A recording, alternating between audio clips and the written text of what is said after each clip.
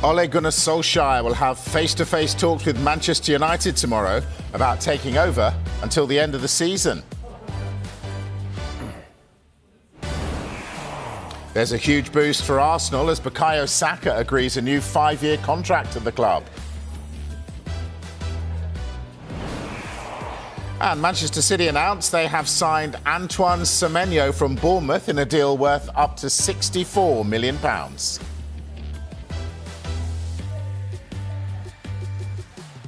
Hi, good evening. Welcome along to the Transfer Show on the day that Manchester City's transfer spend in the last 12 months went over £425 million, which is a coincidence as that's what it's cost us to get our chief correspondent Kaveh Solokol and Michael Bridge in the studio this evening. Here is a flavour of what's coming up. Many clubs want him and he decided to join us, so all I can say is thanks to him. Yes, no, of course we have to sign a winger. There's been no new bids or offers from anyone this season, and as you said on Wednesday. Exactly. I'm not an alien, I know what's being said in the press. He seems in a good place. Cobby doesn't give you much, so you wouldn't know if He's not in the options, and he's to find the best solution for his future. We're trying, but there's a good chance that, that trying doesn't get to anything. There's a lot that can happen, both ins and outs. In case we can improve in our squad, we will do it. Right, let's start with Manchester United then. Ole Gunnar Solskjaer and Michael Carrick, as we know, are in the running to take charge of the club until the end of the season. There's been an update in the last 25 minutes. Kaveh Solokol.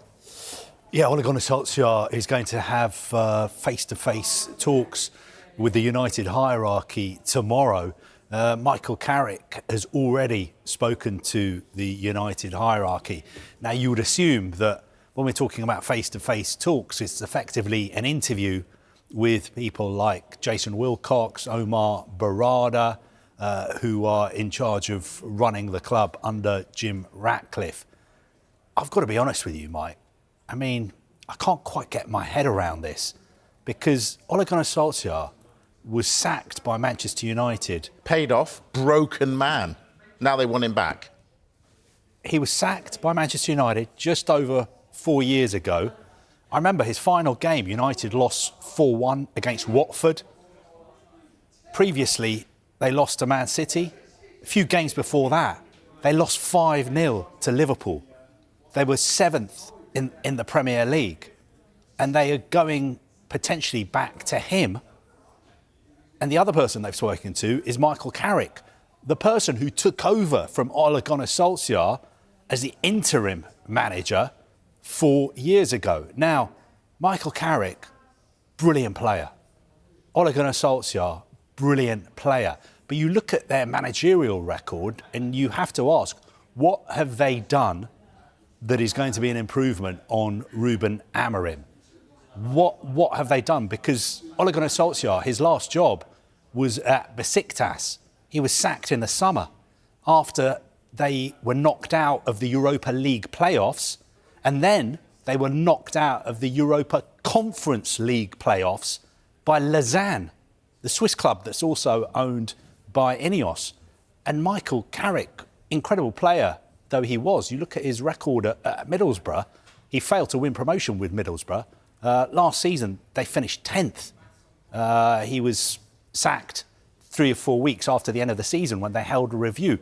So for the life of me, I cannot understand, even though both these players were exceptional players for Manchester United, what they have done to be in the running to take over as the manager of the club until the end of the season. All right, Michael, let's talk Ineos then. They've had a number of important decisions to make. Have they got any right? Maybe Manchester United fans would say parting company with Ruben Amorim, because I think a lot of fans had enough. I kept hearing about formation all the time. I don't hear Oliver Glasner going about formation all the time. But then you'd go back to it and say, well, when Man United wanted Ruben Amorim, I remember Ruben Amorim, we were getting interviews from Sporting Lisbon. He didn't want to join a club midway through the season. He was so reluctant to join a club midway through a season. That's all I heard from Ruben Amorim. When he joined Manchester United, he didn't want to join midway through a season. You don't want to hear that when you're a fan. You want to hear about your own club. You want to say, I'm at Manchester United, one of the biggest clubs in the world. Not saying I need the start of the season, I need this, I need that. I think the Dan Ashworth situation was a bit of a puzzling one. It was a very high-profile, messy situation with Newcastle United. He didn't stay. You got England talking about Euros bids. There's no Old Trafford. I mean, I'm not saying that's their fault at all, but you look at their stadium plans, the design of it, the funding is in question as well. So there's a lot of issues up in the air, I think. Have they got? Go on. Thing about Ineos is when they came in, they said we're going to make Manchester United great again. They were very bullish about the fact that they were going to do a better job than the Glazers of running Manchester United. Well, let me ask you that question. Were United in a better position when the Glazers were in charge of football operations? Just going by facts, not my opinion, you have to say yes. Because under the Glazers, Manchester United won the title. OK, Sir Alex Ferguson was the manager. They won the European Cup. They won FA Cup, League Cup. The Glazers, much maligned as they are, have a track record of sporting success. They've won 2 Super Bowls with the Tampa Bay Buccaneers. Not very easy to win a Super Bowl, especially with the Buccaneers. What have Ineos won? What is their sporting pedigree? They came in and said, we're going to do a better job than the Glazers. We know best. We're going to sort this out. Now, to be fair to Jim Ratcliffe, he's put some of his own money into the club. But you listen to what United fans are saying, and they're saying it's been one wrong decision after another. Giving Erik ten Hag a new contract, then sacking him. Pursuing Dan Ashworth, paying to get him from Newcastle United, then sacking him. Appointing Ruben Amorim, who Dan Ashworth didn't want, when Ruben Amorim wanted to wait until the end of the season to join. When they knew he played 3 at the back, then falling out with Ruben Amorim and going back to Ole Gunnar Solskjaer, somebody who was sacked by the much maligned Ed Woodward. Now, I'm not here to defend the Glazer family. Ever since they bought Manchester United, when I was a newspaper journalist, I have been critical of their ownership model and what they've done to Manchester United. But if you look at the facts, where United finished under the Glazers and what they won, under the Glazers, United never finished 15th. Have Ineos got a plan for Manchester United? Well, I think if you've got a director of football like Jason Wilcox, one of your jobs is to have a contingency plan in case the manager leaves. So where is the contingency plan? Amorim's left. Where's the contingency plan? Chelsea had a contingency plan.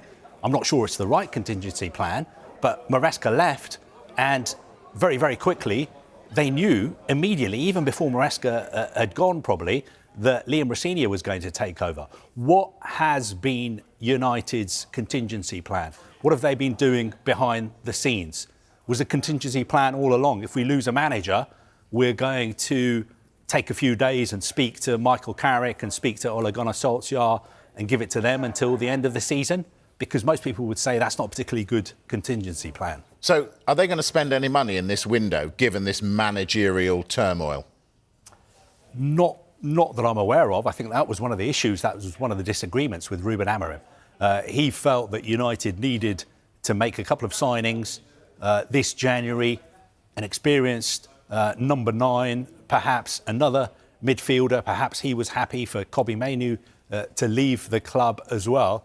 But I think the new person coming in, whether it's Darren Fletcher, Ole Gunnar Solskjaer, Michael Carrick, it's not a case as an interim where you're going to be saying, I want money to spend in January. No, your job is just to get on with the job with the players already at the club and make sure they finish in the top 5. Because I think top 5 will get you in the Champions League. And I think United have got the players to finish in the top 5, especially once the African Cup of Nations is over. So, spent big money in the summer. Benjamin gave Amorim a load of money, and then sacked him. Mateus Cunha, that's a lot of money. Brian Burmo, that's a lot of money. I mean, Šeško's showing glimpses now, isn't he? and Bumo's doing all right. He's on AFCON at the moment. Don't know. I mean, on the pitch, he's not looking too bad. He's left the club not in a terrible position, is he? Really? They could qualify for the Champions League. Manchester United without Europe is unthinkable. We've got 9 English sides in Europe, and Man United aren't one of them. Wow. And they're bringing in Ole Gunnar Solskjaer, so perhaps they might be anyway. So Ole at the wheel, or are the wheels coming off? Well, as United's search for a manager goes on, Darren Fletcher will take charge for the season for the second time when they welcome Brighton to Old Trafford in the FA Cup on Sunday. Now, Kave mentioned Kobbie Mainoo. He's in line for just a second start of the campaign after falling out of favour under Amorim, and so much so that he asked to leave the club on loan in the summer. He seems in a good place. Kobbie doesn't give you much, so you wouldn't know if he was in a good place or not so good. He's like that. That's his natural way. But I know him well, and I've known him for a long time. And I've seen him around the building and around different places throughout the season. Not so much about the building, but you see people around. And I've had conversations with him in general. But he's in a good place. I know Kobbie, and I think he knows me, and he knows Travis Binion, so he's comfortable with his environment. So he's in a good place. He's trained well, and as I said, he's hard to read, Kobbie. So that remains to be seen. He's in a good place, he says, but then he says he's hard to read. What do you think about Mainoo's future, given the fact that Amorim has now gone? Well, I'd expect him to stay at Manchester United. Darren Fletcher does know him well because he's known him over the years at Manchester United. But look, this is a player who was selected for the Euros by Gareth Southgate. Is he going to be selected by Thomas Tuchel? It looks like it's unlikely. But look, you can't see him leaving now with what's going on with Manchester United now. He's obviously been given a lifeline, and it looks like the fans want him back as well. What do you think, Kave? Do you see him staying, or do you think his bridges have been burned? I think he will definitely stay. He's a brilliant player. He was in the starting 11 for England at the last Euros. For whatever reason, Ruben Amorim didn't rate him as highly as other people have rated him. Basically, he said to him, "You're going to be Bruno Fernandes's understudy." And that is not a good place to be if you're Kobbie Mainoo. So I think clean slate for him, and I would expect him to have a really big next 5 months, because I still think there's a chance he could get into the England squad if he wins his place back in the United team. OK. All right, now to what could be Arsenal's most important signing of the window. Mikel Arteta side are 6 points clear at the top of the Premier League, and there's more good news today involving Saka. So, Michael, fill us in. Yeah, big news for Arsenal, and of course, you know, Arsenal have been were very busy in the summer, but it looks like he's Bukayo Saka, of course, Mr. Arsenal, has agreed in principle a new 5-year contract with the club. His deal is up in 2027, and the new contract will run until 2031. This was one of Arsenal's, what they wanted to do during the season. We know they've been extremely busy last summer. Let's be honest with you, over the last few years, Mikel Arteta, I mean, he ripped the club up from the start, didn't he? And sort of started again. There was big characters like Mesut Ozil, Aubameyang. Yeah. You know, they were big names, big mouths. And it's a new Arsenal, but there's many players from the academy back then, and one of them highly regarded, Bukayo Saka, and now one of the leaders. He was never going to leave, though, was he, Kave? I think he gives me vibes of like being a one club man. I struggle to see him wearing anyone else's club shirt. He's been at Arsenal since he was 7. But this new contract just shows you how well run Arsenal are now. Because I remember not too long ago, towards the end of Arsene Wenger's time at Arsenal, the problem they had holding on to players as well. You know, they were becoming a bit of a selling club. Players needed to leave to win things. Saliba signed a new contract. Gabriel signed a new contract. They've tied Saka down, even though I think he only signed a new deal about a couple of years ago. I think back in 2023, he was rewarded for his great form, and he's being rewarded again. And one of my colleagues in the Times, Gary Jacobs, says that he will be the best paid player at Arsenal. According to Gary, he's going to be on £300,000 a week. Not bad. Half as much as Kave Solokol gets with us. All right, let's take a break. When we come back, we'll discuss all things Tottenham as Thomas Frank closes in on a new signing. Difficult times for Frank at the moment. That and more to come when we come back on The Transfer Show.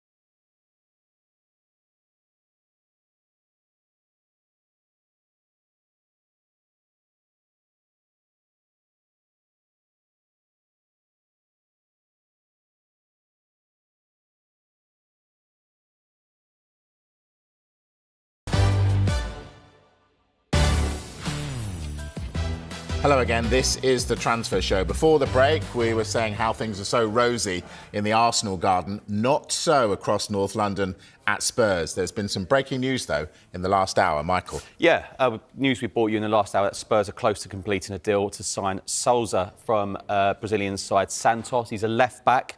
He's only 19 years of age, but the fee will be around £13 million medical expected over the next few days. Now, hopefully for Spurs supporters, he will be ready to be part of the first team squad because they need bodies.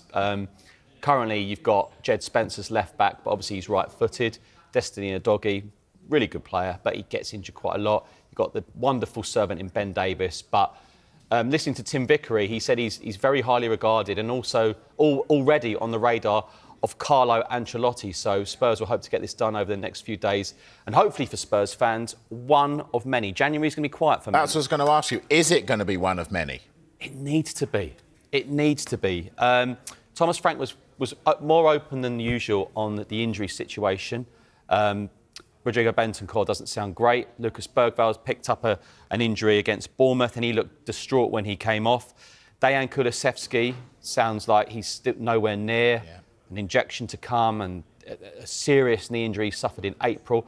People forget Kulusevski was part of a sort of three with Son and Kane. He's been a brilliant signing, Kulusevski. Mo Kudus, he's done pretty well since he's signed from West Ham, out to April. So Maddison, you haven't even mentioned. Madders. But the worst thing about it is as well, Dejan Kulusevski and Kudus are both right-sided forwards. Who did Spurs sell at the start of the January? Brennan Johnson. But, look, Brennan Johnson will be a great signing for Palace, and look, hindsight, but it leaves Spurs very, very short. So they need forwards, they need a midfielder, and if they grant Radu Dragusin a loan move back to Serie A, they might look for a defender as well. I'm going to be busy. Just over 6 months ago, Spurs fans were jumping around in the streets. They'd won a European trophy. Can you believe the negativity at the club in that short space of time? That is a very good question. I mean, I've got to put my cards on the table. I'm a big fan of Thomas Frank. I think he's a brilliant manager, a brilliant coach. He came close to getting the Chelsea job, Manchester United job. He had interviews for all these positions. On the same day, weren't they? Yeah, he ended up getting the Spurs job. Looking from the outside in, I remember when he got the Brentford job, it took him a pretty long time to get things going with Brentford, if I remember correctly. So I'm thinking all he needs is time. Just needs to be given time and he'll get it right. But having said that, I know a lot of Spurs supporters, one of them sitting next to me as well, and I've been quite shocked by how angry they are and how vitriolic they are about the fact that Thomas Frank is just not for them. They are not having him at all. Tell us then, and Michael. whenever I try and sort of defend him and say, oh, hang on a second, you're still in the Champions League, you're still in the FA Cup, you know, you can still finish in the top 5 and get back in the Champions League as well. Just give him time. I am basically shouted down. And today I've had Spurs fans say to me, what we need is Harry Redknapp to come back. Caretaker until the end of the season, and then in the summer, let's get Poch back after the World Cup. So I don't know, maybe I just need to keep quiet and not get involved in this and stop trying to defend Thomas Frank. Why aren't they giving Thomas Frank a fair shake of things? He's not been there long. I know, and it was unsavoury at Brentford last week, and it was very unsavoury at Bournemouth. He started really well, but second game of the season, Manchester City, excellent 2-0 away win. There's been questions about team selection, the XG, just the home form. It hasn't just been a Thomas Frank issue, it's been an issue for the last couple of seasons. The home discipline, discipline. Yeah, the home league form, the player-fan relationship is not great at the moment. You've got Mickey van der Ven, a senior player, looking angry there at the end. Christian Romero going out on social media. There's obviously the future of Fabio Paratici, one of the sporting directors. This is also the first window without Daniel Levy. That's 25 years Daniel Levy has been sort of overseeing and signing the checks for Thomas. There's a lot of change. Now, Thomas Frank was sitting here now, he'd probably go, yeah, like he would probably just That's one of my What bad. was that? That was a Thomas Frank impression. But he would say, look, I've lost 65, 70 goals from this Tottenham side. He's not had Dominic Solanke all season. He's not had Kulusevski. He's not had Maddison. Son's got moved on to LA. But then there's a lot of Spurs fans who just aren't having him. So it's a massive game for him tomorrow. He's lost Christian Romero now to suspension because he's had an FA charge about his conduct after being sent off against Liverpool. It's a massive game tomorrow. And then next Saturday, it's a small matter of that London derby between Spurs and West Ham United. And that is a vicious derby, let me tell you. So it's a very important few weeks. But as Carve said, Spurs are still in the Champions League. And if they get positive results against Dortmund and Frankfurt, they probably will miss out on the top 8, but they'll get into that playoff section. The only worry for Spurs players and Thomas Frank is they are threadbare. They need players in. They know they need players in. To be honest, I stopped listening after that impression. Oh, that's quite a good one. Marc Guehi's future still remains a big talking point, with many of Europe's top clubs chasing the Crystal Palace captain. Today, Oliver Glasner was once again asked about his skipper's situation. Will he be in the squad? Yes, he will start. He's going to start tomorrow. So I presume there's been no new bids or offers from anyone this season, and he's, as you said, on Wednesday. Exactly. I feel like we're going to be talking about Marc Guehi a lot. Where could he go? In the Premier League, I think he could end up at Liverpool. He could end up at Manchester City. He could end up at Arsenal. Abroad, you're talking about clubs like Bayern Munich. Are you talking in this window or are you talking in the summer? Both. I think Right. what's happening at the moment is that intermediaries, advisors are talking behind the scenes to try and get him on a free transfer in the summer. At the same time, I think what's happening is some clubs are trying to steal a march and get him this January, because I think they feel that there is a deal there to be done with Crystal Palace, because Crystal Palace don't want to lose him for nothing in the summer. Having said that, it would make sense for Crystal Palace to keep him, because losing him would potentially affect where they finish in the Premier League, which would affect how much money they get at the end of the season. It would also affect their form in Europe. If they win the conference, they get in the Europa League. Winning the conference, that could be worth 20, 30 million pounds. Getting into the Europa next season, probably worth another 40, 50 million pounds. So it is a finely balanced decision that Palace have to make. I've just got a feeling that in the next couple of weeks, a Premier League club will make a bid for him. And I think that bid will be somewhere between probably 20 and 30 million pounds. Remember, last summer, Palace were almost willing to sell him for 35 million pounds, but obviously he's got less time left on his contract now, so he would be available for less than 35. But I think it's really interesting that clubs are sort of jockeying for position, but you've always got to remember some clubs will try and get him now, other clubs will be waiting until the summer. But at the end of the day, who can guess what's in his mind? It's up to him to decide which club he wants to go to, where he wants to live, who he wants to play for. And we've kind of seen this situation before, you know, when clubs like Liverpool, Manchester City, Manchester United, Arsenal get involved. A lot of it is to do with the personal connection. You know, if he ends up talking to those managers, what they sell to him, how they see his role in their team, and of course, the money. I don't think Marc is somebody who's motivated by money, but obviously the size of the contract will be a consideration as well. What do you know Palace really well? What do you think their preference would be in this situation? A few summers ago, we reported, was it 3 or 4 bids at Newcastle United, and that went up to nearly £70 million. Brennan Johnson had a meeting with Oliver Glasner about joining Crystal Palace. If I'm Brennan, I'd probably say to Oliver Glasner, well, for that me joining, you staying. And if they lost Marc Guehi this month, it might just all but decide how Oliver Glasner feels, the ultra-ambitious Oliver Glasner. What I'd say about Palace is they get most things right and getting things wrong. That's why they're an established Premier League side. When people say, oh, they always finish 12th, what's wrong with that? What's wrong with that? Because they end up winning a cup. They won the Community Shield. For me, Crystal Palace have got a great chance of winning the Conference League, another European trip. If if Marc Guehi stays. Marc Guehi also is an ultra-religious man. He always looks at things and says everything happens for a reason. His behaviour last summer was impeccable. He scored at Aston Villa the night before deadline day for them to win for Palace at Aston Villa. You're dealing with a great human being, not just a great player. And that's what any club is going to get. He can just, he's not laughing, but he can relax. He can just enjoy his football at the moment. The only thing I'd say is he probably doesn't want it to go over to when he's got his England hat on for the World Cup. That's what I'd say. But for me, Crystal Palace are much better off with him rather than receiving £25 million now.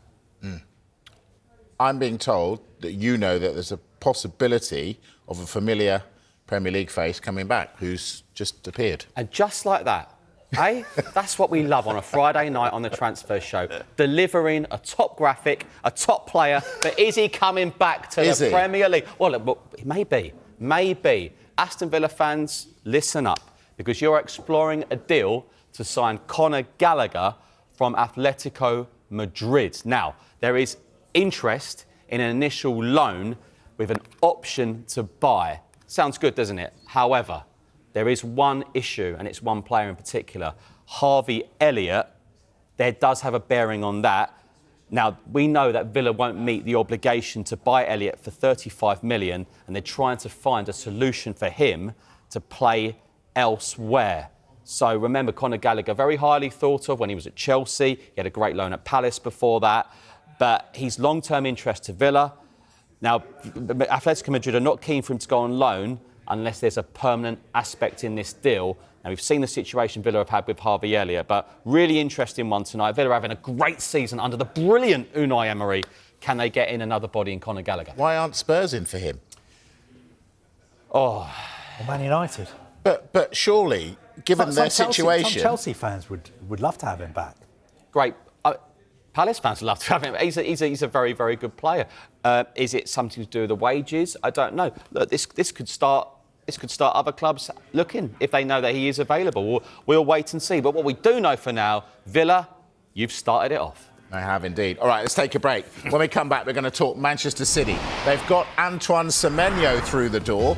Will there be others following him into the Etihad, though? That and more to come on The Transfer Show. See you in a bit.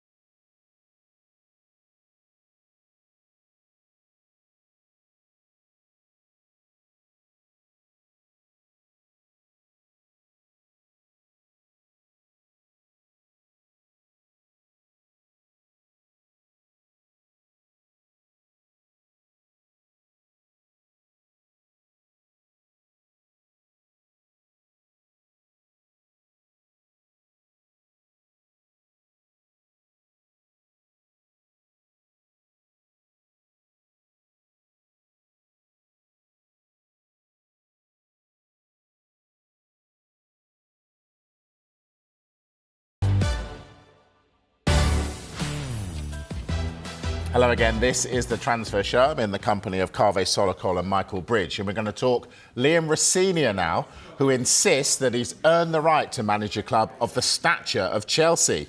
He says he'll be his own man, despite his predecessor, Enzo Maresca, saying that people above him were interfering with team selection. Well, this is what Rosenior had to say in his first media conference since taking over at Stamford Bridge. I'm not arrogant. I'm good at what I do. I'm good at what I do. And in every job that I've worked, whether it was as an interim, as an assistant, as a head coach or a manager, whatever you want to call it, relative to the group I've worked with, I've been successful. I have to say, my time at Strasbourg is the best 18 months of my professional career, of my life. The experiences that I had, what I learned, the people I met, and the people I work with here. I can say the guys I've worked with here, in terms of the overall project, have been nothing but supportive to me. Have given me confidence, have allowed me to make mistakes, have allowed me to learn. There's always going to be speculation about how these things work. I've enjoyed every moment, and I intend to fully enjoy this next step in my career with them, and hopefully bring everyone at the club success. I don't think it's possible to ever be in this job and not be your own man. People will see through you straight away. I will make the decisions at this football club. That's why I've been brought in. I understand. I'm not an alien. I know what's being said in the press, but there's no way you can be successful as a manager if you don't make the decisions for yourself. And the great thing for me is I have experience of working in this setup.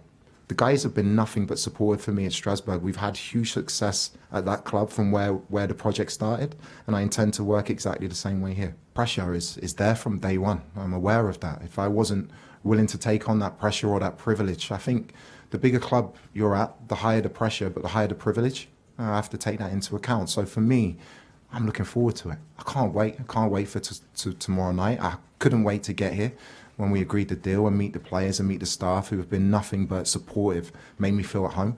It comes with the territory. If you're scared or if you're fearful, then there's no point being a coach. I've worked so hard pretty much my whole life for this opportunity. So now I'm just going to enjoy it, which is important. I'm going to work 24 hours a day. I'm intense when I'm with the players, and I'm going to push them as hard as I possibly can to be successful.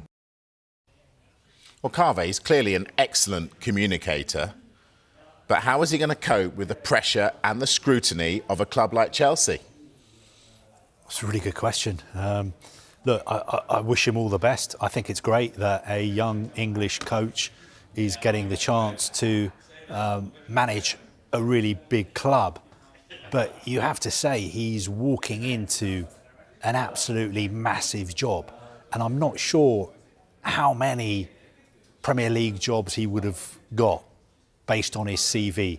Make no mistake, he's getting this job because Chelsea's owners also own Strasbourg, and he got the Strasbourg job, and they want to have this pathway, and he's done a good job at Strasbourg. But under normal circumstances, doing a good job at Strasbourg doesn't mean you get the Chelsea job. And also, what I would be worried about is he's walking into a situation where a lot of Chelsea supporters are not happy. They're not happy with the way their club is being run. At Fulham the other night in the away end, you know, some of the most hardcore Chelsea fans were making their feelings clear. Those same fans are going to be in the away end at Charlton tomorrow night. A lot of them are going to be at Stamford Bridge next week when they play Arsenal in the semi-final of the League Cup as well. What are they upset about? Well, they're upset about the way the club is being run. The club has got new American owners.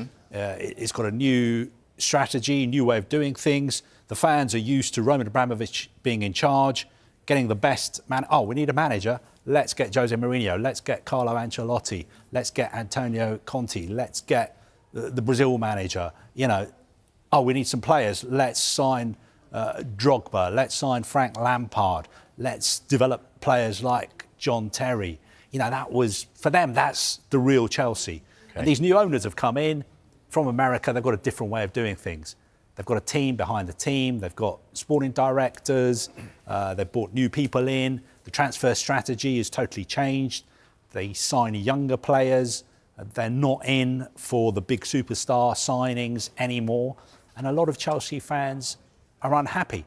And I just think if Liam Rosenior gets it right on the pitch, then that unhappiness off the pitch, it's not going to disappear, because I know a lot of Chelsea fans who, doesn't matter, even if Chelsea win the title and the Champions League, they'll still be unhappy with the ownership. But I think what's happening off the pitch will be manageable. I just think if you have a situation where results are bad, performances are bad, then it could snowball. But that is just me looking and seeing what could be the worst case scenario. I really do wish him well. I think it's a bold appointment, and I think it's a risky appointment, but a lot of appointments have an element of risk to them. I really do wish him well. Michael, and I know Chelsea fans will give him a chance, even though they may have issues with the ownership. They're not going to turn on the manager. They know he's a good guy and they'll back him. Have they got a point, Chelsea fans, Michael? Yes and no, but didn't Enzo Maresca do a good job? But even when they won the Club World Cup, people can sneer at it, but all the top clubs in the world, the ones that took part of it, gave it a good go. They won it. They gave PSG a hiding in that final. He won the Conference League. Yes, they should have won it. Fine. But they finished in the top four. And then, Chelsea were never really in the title race, were they, this season? I don't think Maresca's job was to get them to win the title this season. They've got the Brazilian forward Estabio, who's going to be one of the best players you see in the world. I think they were unlucky with Liam Delap's injury. Cole Palmer's had injuries. It's a difficult one to think because they adored Jose Mourinho. They adored Roman Abramovich. So they didn't adore Benitez. They didn't adore Avram Grant. They didn't adore Maresca, whatever he did. And just in general, football management, you win a couple of games, especially with sort of big clubs, big London. You win a couple of games, great. You lose one, especially at home. You feel like you're under pressure straight away. I wish him massively well as well, but as brilliant and as talented, as intelligent as he clearly is, Chelsea's a hard job. It's a really hard job. Speaking of which, Maresca said that people above him were interfering with team selection. Is Rosenior going to be picking the team against Charlton at the weekend? Yeah, he's going to be picking the team. Is he? Yeah, he's going to be picking the team. He's the head coach. But if he is, he's got to make that's got to be the strongest team. Charlton away is no gimme. Well, I'm not sure what Chelsea's strongest team is because they rotate so much. But he will be picking the team. But he will be picking the team with the input of the medical and performance department, who will be telling him, look, so-and-so player can't play. This player can only play 60 minutes, and he has to buy into that. Enzo Maresca is a fantastic coach. The issues with Enzo Maresca were to do with his relationships behind the scenes at the club. That's where the problems were. Also, the problem was what he was sometimes saying in his news conferences, where his frustration with what was happening behind the scenes was coming out in public. I don't think that Chelsea are going to have any of those issues with Liam Rosenior. I think behind the scenes he's going to be much more of a team player and buy into what Chelsea's ownership are trying to do. OK, right. Today, Manchester City confirmed they'd signed Antoine Semenyo on a 5.5-year contract in a deal worth up to £64 million. Now, he's going to wear an iconic shirt, the number 42, made famous by the great Yaya Toure. Anyway, Semenyo says he's ready to take his game to the next level. Give us an idea of what kind of player City are getting. Powerful, quick, strong, clinical player. Still improving. I feel like I'm still yet to reach my peak. I feel like I've got a lot of learning to do, and joining City here is going to be the best thing for my development. Best coaches, best players, and yeah, we'll take my game to the next level. I play extraordinary in Bournemouth in the last years. Can play in both sides, right, left. He used the both legs unbelievably, and in striker as well can play for his pace, and he knows the Premier League. So many clubs want him, and he decided to join us. So all I can say, thanks to him. We need to reinforce for the next years, and that's why the club make the gesture the effort to take him, and the team will embrace him because this specific group of players and club always make the people when arrive so comfortable, and he will adapt quick. One player in so far. Are you trying to do more business this I month? don't know. I cannot answer that question. He can't answer it, but they spent £425 million in 12 months. Will there be more? You'll find out with us, of course, throughout this window. Right, when we come back in the transfer show tonight, we'll talk West Ham, Celtic and Rangers. See you in a bit.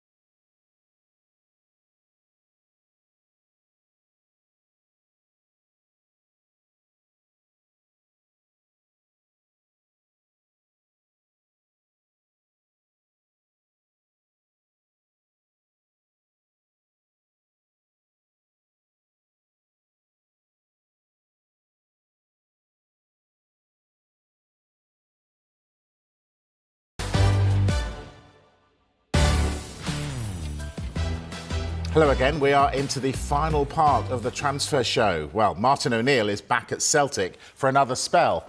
But Kyogo Furuhashi, despite reports this week, is unlikely to join him in returning to Glasgow.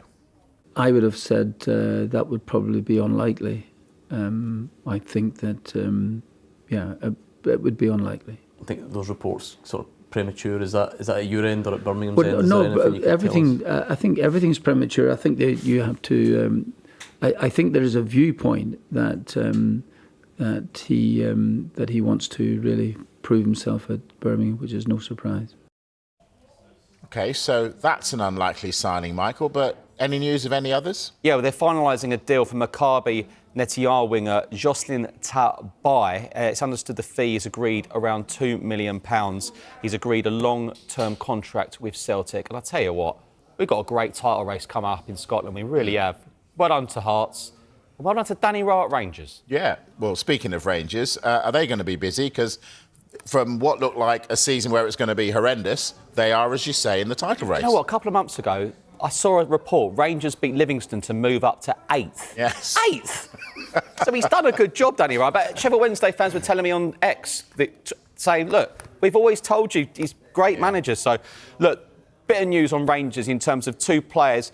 We don't know about it. They've made inquiries for the Sunderland duo Dan Neil and Romain Mundell. Now, Neil captained Sunderland to the playoff final at Wembley, but he hasn't really featured much. But there'd be 2 experienced players. But there is interest from both of those players elsewhere.